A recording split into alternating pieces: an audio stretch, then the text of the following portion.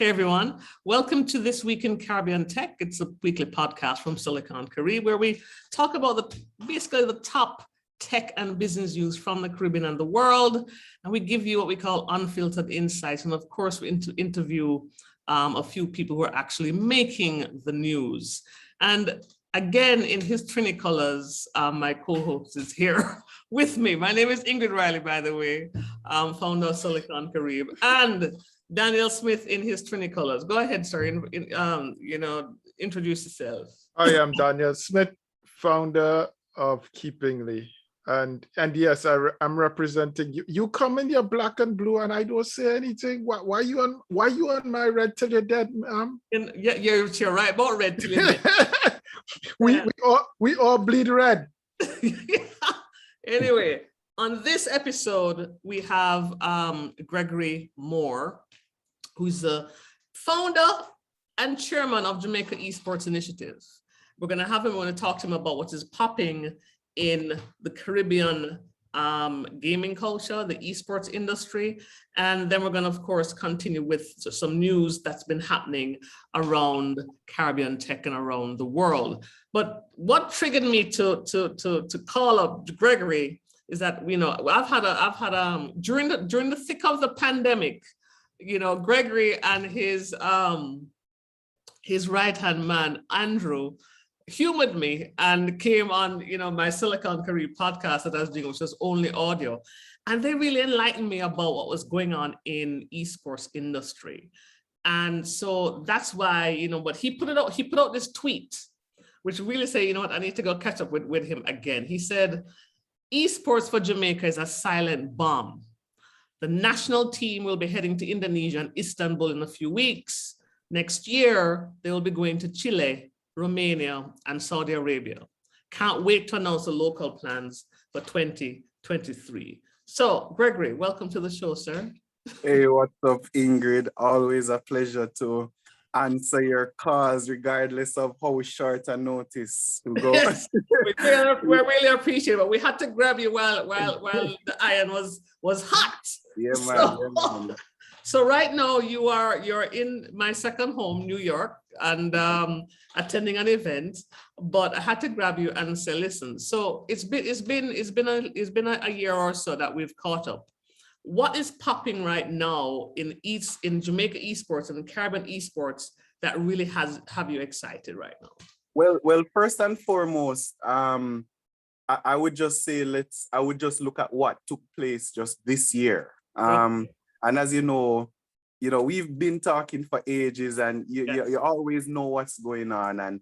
And this year, it has been the best year that Jamaica has had in esports. We've done so much work. I just have to shout out my team, putting in the work, as you say, right-hand man, Andrew Johnson, yes, always front and center, holding it down, and putting in the work for esports in Jamaica. So what happened this year is, even though, we're trying to people were playing catch up with the pandemic, right? We were busy right through. Right. But this year we staged the first national esports league, right? And that is being positioned as the cornerstone event for esports in Jamaica. And we got a landmark sponsorship from Sportsmax and the Digicel Group. Nice. Now, that's a big deal. It is a very big deal, yes. It's not like Digicel and Sportsmax are not strangers, or nobody's strangers to esports, but recognizing that, some things that you always, especially you, Ingrid, you always putting out and pushing and saying, listen, Gen Z, like even moving from millennials into Gen Z and beyond, these are the guys that will be pushing the envelope, driving things. And we recognize that corporate is, finally, well, I would say corporate on this side, finally taking notice of what is going on, what these youngsters have been doing and pushing for a very long time. Mm-hmm. The largest prize pool we've ever got now, by no means it's, as big as what you'd hear overseas, but for Jamaica, it's a big deal. We got $1 million to give away, never before done. Right. And we land an exclusive content deal with Sportsmax as well. And this is not a deal for 2022, right? This was our pilot here to show them, say, people love esports. And the numbers that come out of that show say people watching esports just as much or even more than the traditional content that Sportsmax has on their thing. Wow. And on their app, on their channels. And they reach out and say, what go on for next year? You understand me? So yes, proof of concept has been successful. Exactly, very successful. And another thing that was done, if you're familiar, Usain Bolt is part owner of a team in Ireland, and they flew the CEO of that team to Jamaica to run a recruiting exercise to find the best FIFA player in Jamaica. And that was a phenomenal success as well. It was the first time we were able to put on a multi-million-dollar event down at Digicel HQ. Big stage, big screen, Sportsmax set up a nice shoutcasting area. I see my logo, JEI logo in the background from the camera. You see, all of them exciting things that went on this year. And that was literally on the heels of the team flying back from UK, where we participated in the first ever Olympic movement-based eSport event, which was the Commonwealth Esports Championship, which coincided with the Commonwealth Games right there in UK. Okay. I didn't get to go, but Andrew was there, Dexon was there, and our Rocket League team was there. And Jamaica was one of the highlighted teams just throughout, just because of the excitement that they brought to those games, and other we had so much other supporting things. But this year, trust me, Ingrid, like this year was the first time I really felt like we're getting somewhere with what we're trying to do. But the thing about it is that I can get that feeling because you've been at it for a while. It's been a little bit over 10 years. Yes. That you've been basically, helping to groom, the gaming culture, the makers of game culture, the tournament culture, and just getting, more people to believe in it outside of course, the hardcore gamers and makers of games in the thing there. It's been over 10 years. I mean, tell us a little bit about what's the snapshot of the community right now? In terms of numbers, in terms of demographics and stuff like that. All right, so definitely, as you know, gaming is diverse, and being here in New York and listening to some of the presentations, I recognize the growth. Like even though being a gamer since back then, they gave some statistics from what was going on from 2002 to 2022. 2002, you had 70 to 80 million persons playing games. That's a lot of people playing games. Right, and it's around the world. 2022, you have 3 billion people playing games. 3 billion people playing games. You understand what I'm saying? Wow. So it's almost like we don't even have to profess this thing anymore. We can just sit back and watch the thing work and just do what we have to do. We don't need to beg. We're pretty much getting into that pick and choose phase. So what's going on for Jamaica, especially since what has happened this year, we're getting an uptick. We had about 500 gamers register for this season, right? This is our pilot season, and our aim is to really build spectatorship. So we had close to 100,000 views this season. Between Twitch, YouTube, Sportsmax, all of the channels that we operate. And we expect that to at least double for the season next year. So seeing what we're gonna do though is to try to compact some of the activities, because I feel like we kind of stretched ourselves a bit this year, just doing 9 games, doing all of the tournaments, doing the traveling, all of that stuff. It was tiring, and a little bit of burnout took place, but it really gave us an idea of the direction that we ought to go, especially seeing that it was a pilot. You're never sure what the results are going to be. But as you can say, based on my tone, we're happy about it, and we expect that the numbers are just going to grow. One of the persons from Sportsmax is like, boy, really, not even NBA senior numbers right now, going on good. So it's a clear indicator that we're on the right path and what we've been doing for the past decade or so is paying off. So you can jump in anytime you want, Daniel, but here's the thing. Why is having an esports culture and gaming tournament really important when it comes to money and revenue and seeing it for the business of gaming and the business of esports in Jamaica? Why should we even care? Well, first and foremost, Ingrid, as you know, for a very long time, I'm a businessman first, Absolutely. And esports is more that love, that hobby that we're gamers from ever since, and we're just trying to get to see it to work. But think about just sports on a whole. What drives sports? What causes sports to survive?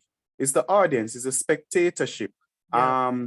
If you cannot get people to view the activities or deliver a valuable product that persons are willing to pay for that content, whether it's through merchandise sales, ticket sales, sponsorships, obviously, then you really don't have a product. You're stuck in that hobby zone. So when we're saying, okay, it's time for tournaments, what we used to do back in the early 2000s, we used to focus on getting as much players as possible. And that's where we were. It's not that we were wrong, but we were trying to see success out of the development stages. Right. Not understanding that it's not the players that are going to pay you the money. It's the audience, it's the spectators. Audience. So we are now saying, okay, and if you follow our Instagram page and our Twitter and whatever, you recognize that we're highlighting the players a lot more. We're trying to turn them into superstars. Right. So they start to build their own fan base, so people will actually want to see these guys come out and play. And that is what Ireland has done with striking this deal with Virgin. And I actually have a meeting with them to try and see how we can bring that kind of energy across. Because once you turn these guys into superstars and the following is built up, the audience will be generated for you, and then they'll be willing to pay to see this kind of thing. So it's important that we have these events so people can see what is doing, see what we're doing, love the presentation, love the content, and then in turn pay for that, whether it's through just supporting us through payments, buying our merch, etc., etc. So that's why it's important.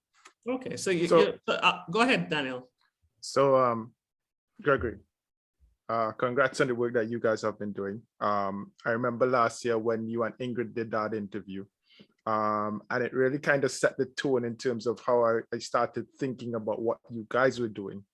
And a lot of the things, what interests me, out of what you said previously, just now, it was like, how Digicel came on board, because in my previous life, I used to work in telecoms. And this is one of the things that I remember having on the docket, in terms of, hey, esports is something that has momentum and has traction. But if coming from the Caribbean culture, you would always hear, there's no money in video games. When you're young, you're playing Nintendo, we move on to see, Sony and etc. Your parents would always be, you have no money in esports or playing games. But what you have just really talked about is that transformation. So how do you get now parents to get on board? Because we're still a very traditionalist culture in the Caribbean region. So how have you been able to, because I hear a lot of what you're saying, songs like coming up, hey, influencer marketing, stuff like that. But how do you get, parents and that young gaming crowd to really follow and really want to be involved in what you guys are doing? Well, it definitely speaks to what I was mentioning before, that when first and foremost, our parents are now grandparents, right? Exactly. So what we used to hear, that's not what we are telling our kids. So what you're finding out now is that you have the parents are younger, so they're seeing the technology, they're seeing the emergence of the technology, and it is not as what you would say. I don't know if like it's not like there's an Armageddon Armageddon taking place, like back in the day. If you put in Nintendo and the TV is gonna explode, the house is going to burn down, my TV going to mash up, nothing like that. So the acceptance of technology is driving that as well, obviously. But the fact that we have now proven that there is reward for this, there is like especially for the guys that travel to the Commonwealth Games, their parents, that there was zero resistance, because like, what? My son going to get to go to England, you know? Yes, You're getting, yes. you know, you're on the national team, you're wearing a national jersey. There's the newspaper is tons of reports coming out. The attention, superstars overnight. I can't believe every night him sitting down playing these games, and then he'll come up here and collect the prize money, can pay my phone, my light bill, all of them kind of things there. So the parents are recognizing that this is something that it is paying off, or it can pay off if they continue on the trend. And if we continue on the trend, that will just grow exponentially. So it's changing. It is changing. I think the negative energy has peaked. Okay.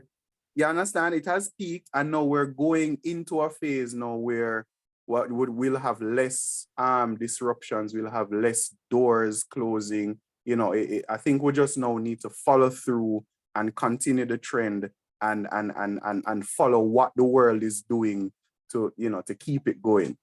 And you mentioned and you talked about the digital and the sports marks. How has your you know, from the other corporate entity ties? Because I mean, for me, I see it, I know exactly where it should be aligned, you know, in terms of exactly what you explained. But how has that, you know, that corporate, you know, getting them, and sports marks, you know, they understand the inherent value to them. But outside of those two, how has been, you know, that experience of getting corporate Jamaica on board to be able to, you know, get behind this and throw their support into this? Well, it's almost the same answer. Executives are our age, our grandparents. Yes. So you're having a great time now, man. Right. So our grandparents that used to run these corporations, they are now in the retirement phase, and it's our time to shine. So it's easier to make a phone call. Yeah. Right. And it's not a matter of speaking about, oh, I have friends in high places. Not at all. We have people that are like-minded, that are taking control and taking the helm of these organizations. So they see, then they know words like Twitch, right? Yeah. They know words like Fortnite. They know the games. They know the buzzwords. They're seeing what is happening. So the conversation is easier with them. So when you go to corporate Jamaica, you're guaranteed to have at least one person of influence that can see the idea, see the vision, and say, listen, you need to jump on this thing, because from a global perspective, all corporations are finding their way in. Listen, you have insurance companies that are sponsoring youngsters on Twitch. Why is an insurance company sponsoring a young person on Twitch? Why? Because eventually they will need insurance one day, right? And that's the kind of thing that's happening. So corporate is coming around. The products that are being created now, and Ingrid, you know this, they're digital products. Exactly. Who consumes digital products? Yeah. You understand what I'm saying? So anything that if a corporation is not trying to engage this generation, they might as well just find an exit strategy, because they won't laugh. I agree. And you talk about the growing culture in Jamaica, but I remember when we spoke year before last, you got me clued into what was happening across the entire region. I think there's some federation across like 12 or 15 Caribbean countries that also has a growing and vibrant esports culture. Talk a little bit more about that. Right. So the Caribbean Esports Federation Alliance, CIFA. So that's a group of countries that came together under a vision that I had and shared with my peers across the region. Because as I said before, we've been doing this for a while, so we know all the players in all the countries.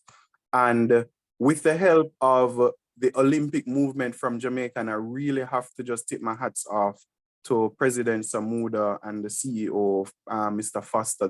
they hear it, they're filtered out the noise, and they've jumped behind us 100% to push esports in Jamaica.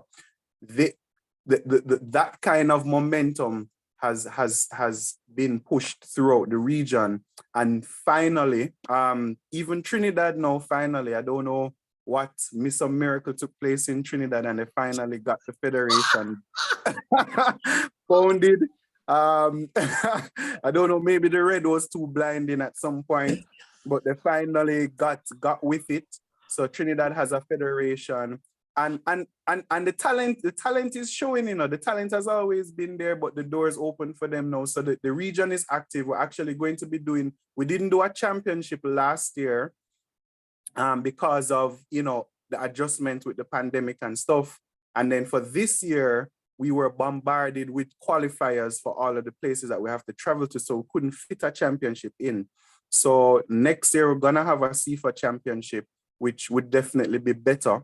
We'll fit that into our schedule. But yeah, the region is coming on board. They're busy. The players are, if you look at even Haiti just announced their national team. They're getting ready to go to Indonesia as well with us, and Istanbul later on this year. So the region bummy, man. Them bummy. Bummy. And just this last thing, I mean, we saw, again, that's why I love Twitter. I mean, I get quite a bit of things from there, where the Jamaica Game Developers Society decided they're going to put together a showcase, as well as what they call an accompanying Steam sale. Right. Which is basically like, we're going to showcase all these Caribbean created games called Windies Direct, which is a sort of a play on the Nintendo Direct. Right. And so what they're showcasing game makers from their community of, over 300 people. But again, not just Jamaica, from across the region.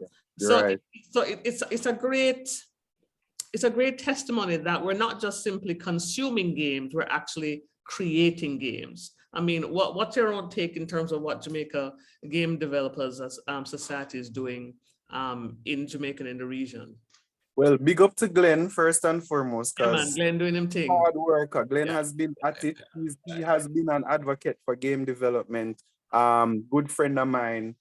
We do collaborate. And actually, I just from my business, I just got a young developer on my team, and he and Glenn, they're collaborating on a game jam, something that they're going to create soon.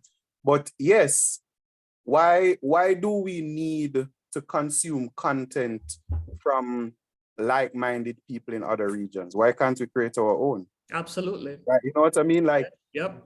You can download Unity, download Unreal Engine, download all of these game engines. The asset stores are there, the scripts are there. We can make our own games. Like Jamaica, we have our own story to tell. Why can't the world consume? They consume our music. They love our music. We don't even love our music. They love our music, right? We don't like the chopper music. That's all. That's all we're saying. We don't like the chopper music, right? The world consumes our talent. Yes. And they mimic our talent, they copy our talent, they use our talent. Yes. So therefore, I see nothing but amazing things, because I'm starting my own game development studio with an amazing concept for esports that we're gonna start working on shortly. And we know it's going to be a success. So the region, it's just, and I'm not sure if you saw the showcase with Barbados as well, with their game development efforts. No, I haven't seen that yet. Right, I'll send you the link. They just unveiled huge plans for being for getting into game development and gamification, that kind of thing. And corporate is doing it. This conference that I'm at, they're showing you how they've been able to integrate ads in games way better than it used to be. Yes. So now that it's subtle, because we as gamers, when you see an ad come up in a game, you're like, why are them trying to take over our thing? But now they've fixed the algorithms, it's a lot more smooth. So why can't we get our corporate entities to place their ads in our games? Yep. So I have nothing. It's just straight hats off, straight excitement. I just can't wait for the next maybe 5 years. Ingrid, I know it's not going to take so long for us to talk again, but I know the next time we talk, it's just going to be amazing. It's just going to be huge, Yeah. Any last questions, Daniel, before we wrap up with Gregory and continue with the show? You know, like I said, hats off to Gregory. I think that the work that you all have been doing is a long time in coming for the region. And, you know, big up to you guys and the stuff that you're doing, because I think it helps empower the next generation in terms of what, you know, the opportunities that they see and they're available. And even looking at Windies Showcase though, I noticed one of the games had some infusion of like some soca music, and so my mind started, you know, playing off of like, okay, this is our content. And so here we are integrating game development, music, you know, some of the gameplay and some of them were kind of, you know, you can see it still in its infancy, and we can, you know, go further. But I think that it all augurs well. So, you know, for me, the only question I have, you know, is, okay, what does 10 years down the road look like in terms of your thinking? Well, and that's a very good thing, because I have to think ahead, because what is happening now is stuff that we've planned for years ago. So 10 years ahead in eSports for the region, we are anticipating that we will be able to push our first official tourist product, which is either having a world championship here, which we can bid on, but we still have some groundwork to do. So bringing out an eSports festival to Jamaica, but not just a world championship tournament. I'm talking something that people travel for a full experience, the experience of just being in the country. Listen, tourism, and it's not to sound controversial, but tourism is our best currency right now. Yes. Right. And when I say tourism, I'm not talking just the physical beach. I'm just talking exactly as a people. People love us. When I approach people here in New York and I'm like, hey, I'm from Jamaica, they're like, hey, I'm like, can I get some data on the successes of whatever? They're like, as long as I get to come to Jamaica, I'll give you anything you need, right? Absolutely. Works every time. Works every time. It works every time, Ingrid. So it 10 years down the line, you're going to see a huge world championship in Jamaica or one of our neighboring countries, right? And it's just going to be amazing. The game developers, they're going to break through that threshold. They're going to learn more. They're going to understand more. You're going to start to see some real AAA titles coming out to the region, or at least getting there. And it's just going to be infused with our content, our energy, and our culture. And I just can't wait until we get there. I'll probably have a lot more gray hairs by then, but, you know. So, and as the important point you make, and for me coming from a bit of telecom, my follow-up question to that is, what infrastructural development do we need to put in place for that to happen? Because, I mean, I think that really in some areas we're still under-resourced in terms of the infrastructure, especially in terms of if we start talking about latency, gameplay, all those kinds of things. If we want to do esport, what kind of infrastructural development? Because now you have to start talking government, or you have to start talking, you know, corporate. What kind of things do we need to put in place to make sure that we have a smooth event like that you're thinking about? Well, that is why it's important to establish things, the federations, because the federations are the persons that are going to lobby for these things to happen, right? Right. You know, you wouldn't be able to strike deals if it was just a bunch of guys playing games. Like, what do you have to show that you have the ability to manage something like this? So now, because we have the federations established, the organizations overseas, especially game companies that have servers in various regions, they're looking to establish servers in our region. And from the telco side of it, that conversation has started.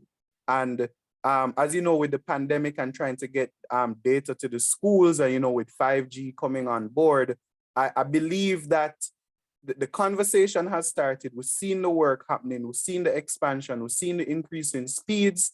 We've seen the effort from the telcos. I've seen it. You know, I've seen where they're on the road trying to get it better, because education is a main driving force behind it. Coupled with esports and our requirements, I believe that it's going to happen. They know what is needed. They know that they need to be able to have robust internet throughout the region. We just need to ensure that whatever those restrictions are, we try to put our product in areas and places that the best of the infrastructure has reached there. Because I mean, esports BNB is a thing. People travel to areas that has good internet, have good environments, and they still can compete. So once we get all of those together, the publishers actually caring about the region and putting servers in place, the telcos ensuring they have the robust infrastructure, lobbying for it to happen, and government support, all of those, that's all in place. It's just to continue the work for it to happen. Beautiful. Fantastic. Beautiful. Yeah, on that note, Gregory, thank you for taking our short notice invitation to come and talk to us, talk to our audience about Jamaican and Caribbean esports culture, the business of esports and the growing industry, and of course our own esports rock stars that are being groomed and going across the world to do some interesting things. So thank you for joining us on This Week in Caribbean Tech, and you know, enjoy my second hometown and go and warm it up for me before I get there. I try my best, but once you call Ingrid, I'm gonna run coming. So I appreciate it, Gregory. All right, take it easy. Thanks, Gregory. Have a good time, man. Take care.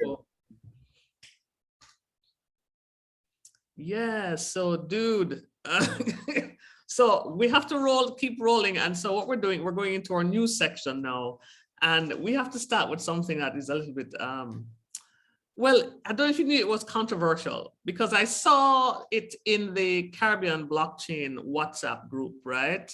And it was basically that Tron protocol, which is positioned, and I'm saying it in a particular way, it's positioned as one of the leading global blockchain platforms known for its efficiency and cost-effective crypto settlement system. They have entered into an agreement with the Dominican government. So they're going to be using this Tron blockchain-based system to create Dominica coin and their own blockchain fan-based token. And they're saying that this is a historic step for Dominica, as it's meant to drive enhanced economic growth by embracing digital innovation and appointing Tron Protocol as its designated national blockchain infrastructure. But you know why it's a problem, right? I don't know if you know why it's a problem. Educate us, Ingrid, because I saw the story and I know I shot it to you. And I know you had seen it before. So editing, no. The founder of Tron is this dude named, this Chinese dude called Justin Sun. And if you're to drop that name in any Caribbean blockchain crypto community on WhatsApp or Telegram or Discord, if you're to drop it even in certain US circles, everybody will draw bricks and go, because notice I said he's a Chinese dude, and not, so he went to Grenada first, right? So would you believe that Justin Sun, a Chinese dude, is the ambassador and permanent representative of Grenada, a Caribbean country, at the WTO, World Trade Organization? Yeah. How did he get that? How did a Chinese man get to be the ambassador representing Grenada at the WTO? It's called Citizen by Investments. But not only that, yeah, the man, yeah, laid on some cash. You down the funds and you bought your citizenship. Yeah. That's basically it. I tell you, but here's the thing now. But if you go and Google who he is, he's been caught up in a whole lot of stuff. Allegedly, because I don't want your lawyers coming to my ass right now.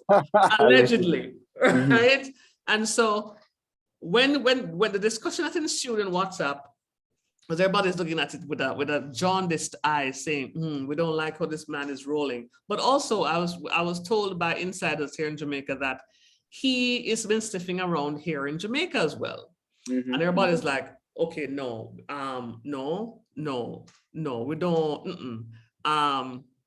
Yeah, and it came from higher ups trying to basically smooth the path of him coming into Jamaica. So let's just say he's one to keep an eye on. Yeah. And that all that is presented to us is not all that what there is. So when I saw you, I was going to leave it out of the podcast, until I develop some more intel. But when I see you drop it in, I was like, all right, we're gonna have to talk about it because it's like hot right now in the online communities. Yep. And like, let's just say they're not very happy with the developments from Grenada and now to Dominica, and he's been sniffing around Jamaica for the last year or two. So we're gonna have to keep an eye on that. But for all y'all who are curious about that, just go on Google Justin Sun and tell us what you find. and Ingrid, you know where I kind of draw the line on this issue always comes down to how we protect our citizens, consumers, making sure that we have proper legislation in place. Absolutely. And so you may have more of the 411 on this than me because you intimately involved on that level from the crypto communities. But I would say ultimately that we have to be very careful, because one bad actor and one story like this, because I mean it's this story has hit all the major news players so far. Absolutely. And so it's out there and it's being positioned like, hey, Dominica is moving ahead in terms of the whole conversation of blockchain and having, these protocols, but, you've added a different spin to it and a different side to it. And it's like, okay. Let's just say him could have never, ever try go Barbados. Not with Gabriel Abed and those other people there. Him could have never hurt him head and go over there, so. Right? So let's just leave it there. But I'm going to go and get some more intel from the community. But it's interesting that he got his citizenship by investment. So he's representing Grenada on the World Trade stage. Then he's now hopped over to Dominica and offered his blockchain solution to run government. Things pun, right?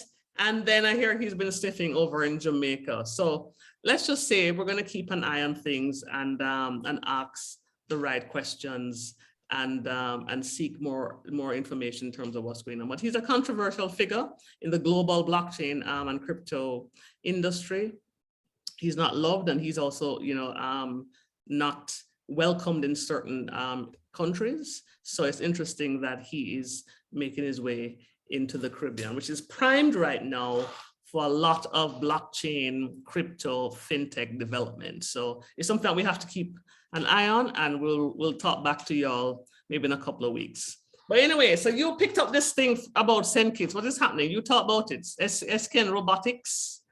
Yeah, so the SendKits and Nevis Robotics Association, they did some stuff in a global challenge robotics competition in Geneva recently, and they picked up, with vital wins against, South Korea and Estonia. And, they're focused on future editions. And so a statement they released said, SendKits has the potential to be greater in terms of how they are seen in terms of what technology can do for them. And they want to be a leading country in the Caribbean in terms of science and technology. And so they said, we have students researching drones, humanoids, AI, networking, gaming, and the youth of this organization have proven that they are ready to be placed on the road of opportunity. And so they talked about since 2017 what they have done, and they're really trying to lobby government and private sector to get behind, which is kind of why I asked the question I asked of Gregory, because ultimately, we have organizations who are doing their stuff but don't necessarily have the government or corporate support. And so what they're lobbying for, is this private sector to increase investments in science, in STEM, really, science, technology, engineering, arts, and maths. And I think that it's, kudos to those guys in SendKits and Nevis for pulling off that stuff. But ultimately, I do see, where their concern is in terms of, okay, we need more corporate support behind what we're doing. Maybe we could send them Gregory, so he can help them, to be able to well, I actually, because that's the competition that Jamaica came second, right? That's the one that Jamaica's not got the second place, I believe. Yes, I think so. Yes. Yeah, I think Jamaica, and And funny enough, video games has, and people don't realize this, a lot of persons that are successful in tech, video games form the basis of it. And that's simply, and it's not just because of the playing of the video games, it's a skill set that you get while playing the games, which is simple problem solving skills. That's Yep. really Strategy. and strategy, right? Strategy. Yeah. Yes, you have the Yeah. hand-eye coordination, what have you, cognitive abilities, what have, but you know, problem solving. And even when it comes to robotics, because the captain of our Rocket League team that went to the UK, he was a robotics champion at Arden, and he's actually now interning with me with a government project that we're embarking on that will include robotics. Yeah. And I think when you have someone within tech that has been able to break down certain barriers to get into the space of being able to negotiate, speak to our lobby with the government, then I believe once that door open, we need to push as much things through that door. That's possible. Absolutely. Top up the door, pack it up, so everything can kind of just squeeze through, and that's really my intention. So we got, like in Jamaica, we got VR through the door with doing executions with the government, setting up training simulations, and now we're pushing eSports through the door. We're going to be pushing game development and robotics through the door, because they're seeing all of these things, and it's really up to us to try and create pilots. So going away to traveling to a country to win an award, it makes a statement. It does. Earning first place against a country like, if you are competing with these guys over in Asia and winning, that's a big deal, right? Try to get at least some kind of pilot project, team up with a university. That's what we are trying to do. We're saying, okay, we're based at UTech. Create some project, do something at UTech that helps to solve some problem that can be scaled, but just identify persons in those countries, in those regions that have at least the air of persons within government and private sector to at least open that door to say, okay, help to fund just a small project, a small pilot, and we will prove ourselves. I am very confident in things like that happening because we've proven that. So yeah, like just use that strategy. Try and just push, and get these youngsters through the door. Absolutely. Yeah. And Fantastic. our final story is around AI. Now, the reason why I put this here is our global story of this podcast. Generative AI startups have had investors salivating, and here's why. The three, because you sent me one link as well for this script AI, which basically uses AI for video and audio editing. Right. And then it, copy AI blew my freaking mind when I was using it to generate like copy for blog posts and everything. And I was like, what? This thing almost write better than me, right?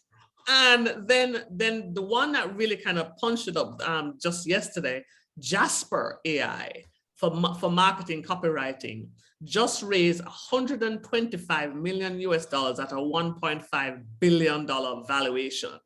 Now, this is after 8 years and around 3 or 4 pivots in the making. But generative AI, which really kind of helps a lot of people do a lot of things faster. It's just, AI is just fascinating. So right now, VCs are like, okay, where can we find AI startups? Where can we find AI startups? In fact, when I was going through copy AI and Descript AI, I was like, are there any Caribbean people working on some sexy, interesting AI projects? I mean, I know about the UNESCO and their Caribbean AI project, and I did ask them for an update on some things there, but I haven't heard of any AI forward projects as yet. Well, hold on a second. Daniel, your prop tech startup is supposed to be using AI, right? No, sir. Talk up the thing, Star. What are your thoughts about this AI fetish that we know that the world now has? No, ultimately, I think that's where the world is going, and that's why we in what we're building, we are really focused on, building in that layer of how AI and machine learning really helps, consumers to be able for, even in their homes, to be able to make better decisions. And so for us, it's about helping decision making. And, I even miss Jasper, because actually Jasper was one of those companies where I was looking at, just a few months back in terms of our marketing efforts and what we wanted to do. And I think that, they have a really good product, maybe a bit on the expensive side for a small startup. Yes. Which is why their valuation was so cool. But they're making a shit ton of money. So they're but ultimately, I think that and I actually have come across one or two Caribbean companies actually in the helping, write for marketing also, that is kind of really niche towards the Caribbean. And I know there's this one guy who is in, I think, Techstars Atlanta. He's from Trinidad, whose startup is, helping in the influencer side. And they also have some AI components in that also. So I think that, there are people doing stuff in the region with AI. It's a bit harder because it isn't necessarily the most I would say sexy stuff, for Caribbean startups. But I think ultimately, you are seeing some success and some breakthroughs in terms of that. But it is a future. I think that it's about how do we make it really relevant to people's lives.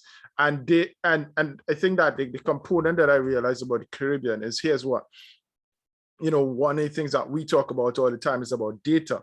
But if we don't have the data, then AI can't work as well. So, I think that even when Gregory and these guys think about what they're doing, I think that all of that is predicated on the data that we have. And so the more data components and the more data sets that we build into things, the easier it is for AI to work, because AI is about predictive software. It runs on models of what we've done before. And if we don't have the data of what we've done before, then it makes it really hard. So I think that all the data, that we have in filing cabinets that we need to bring out and start making sure that we digitize, OCR and all these things that, could help up. Okay, how do we plan for 5 years down the road? How can we plan for 10 years? Because even when we're looking at climate change, which is our region, and I know your Auntie Mia is big on that, the question is, where are we? What are the data points and sets that we're seeing so we can help make predictive decisions around these things? Right. And to add to that, just even we cannot even implement anything autonomous in our countries unless we have proper data sets. There's some of the things that we are looking at. There are people experimenting in AI, in small forms like chatbots and those kind of things, which are very low hanging fruit. Very much. But to really get into the type of autonomy that may be beneficial to us, like from us playing around with virtual reality, the stuff that we really want to do with VR and AR, we've recognized, because we hit a stumbling block, like when all the prettiness done and all the craziness and madness of VR now, and you get down to the business of those things, when you hit a stumbling block, you realize, well, we didn't really have any data in whatever form to move beyond, even some of the stuff we're doing with Google, because Google just launched some programs in Jamaica, and we recognize it's very hard for these things to get off the floor until we have the data. So we decided we're going to go on that road, because from the data will come the autonomy, will come the AI, and people will be able to solve real problems. So deaf people, persons listening to this really should look into it. Becoming data specialists is a big deal. Absolutely. Companies are hiring data specialists like WoW in the Caribbean, in all sectors, fintech, in the entertainment, in all areas. We've looked at models where we've come up with a model that we can instantaneously get Jamaica has a road problem, right? We know that, potholes, that kind of stuff. Oh, yeah. We've come up with something that we're working on that will actively be able to detect and determine the costs instantaneously for potholes. So we can move from this whole, you know the thing already. We can move from that kind of mindset to actually starting fixing real world issues without having to listening to some guy or some contractor say, no man, I can do this, blah blah. The data tells me that based on the size of this and blah blah blah, this is what needs to happen for this to be fixed. I don't care what you have to say. The data does not lie. Correct. And once we do that, yeah, so much other problems will just start fixing themselves. Things will just start following suit, and we'll move on to becoming the society that we are to be. And you know, but you know, time and priorities. Time and priorities. And priorities. But yeah. So youngsters, especially with incubators taking place, you know, persons running incubators, they need to push some of these necessity, you know, essential needs, essential things that have to happen in the countries. And then we'll definitely see an acceleration on our side. Amen to that. And yeah, and with that, we're done. That's pretty much it. I mean, thank you so much, you know, Gregory, for staying with us for the show. You know, as I said, This Week in Caribbean Tech, it happens every weekly. We put out a fresh pod every Friday on Silicon Carib TV on YouTube, and you can listen to us on 9 audio podcast platforms, including Google, iTunes, and Spotify.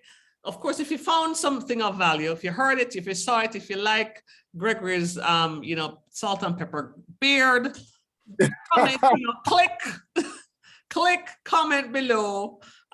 Generously, you know, share this with your friends and colleagues and help us to grow.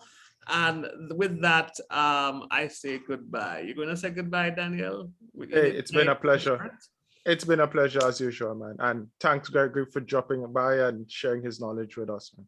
Absolutely. Yeah, man, it was good. And hit me up when we start talking quantum, right? Because I want to get into that quantum discussion. Love it. Let me tell you, great stuff. But yeah, man. So with that, see you back here next week, Friday, on This Week in Caribbean Tech for another episode. My name is Ingrid Riley.